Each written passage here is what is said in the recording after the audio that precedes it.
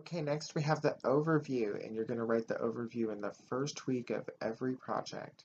This is where you basically write about what is your project, what is it about, why did you make it about this, and what are you hoping people are going to learn from your instructional material, and who are the specific audiences that you have in mind for this instructional material.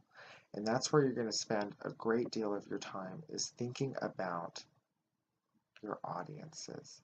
So you might be tempted to write something like, well, this project it works for everybody, like there's tons of general audiences that would benefit from this.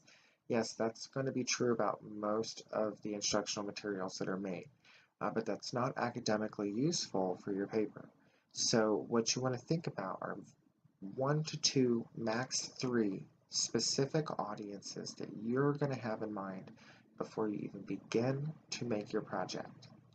And so for some of you, this might be very, very specific, like you're going to do this for your third grade class.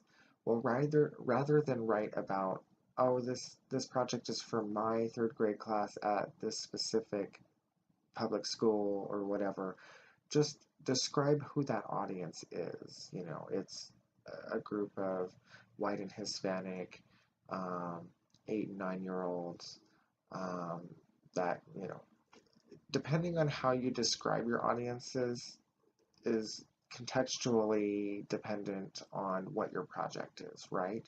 You just want to put a lot of thought into who your specific audiences are and talk about or write about considerations that you'll be making for these audiences. So going back to the third grade example, a consideration you're going to have to make in your presentation, whatever it is that you're going to have to keep everything at a certain reading level, right? There's other considerations that can be made depending on what your specific audiences are, but what I'm going to want to read in your papers are some considerations about some specific audiences. So spend most of your time on section 3 here. In the first writing of your overview that you'll write in the first week before your first round of peer reviews, just list whatever tools or technologies you plan on listing. You could maybe write about what your thoughts are going into it, but it's not necessary. You're just going to write about or list what your technologies or tools that you plan to use. Later down the road, after you've gone through your second peer review and you're polishing your paper for final submission, you will go back and rewrite your whole overview for the most part.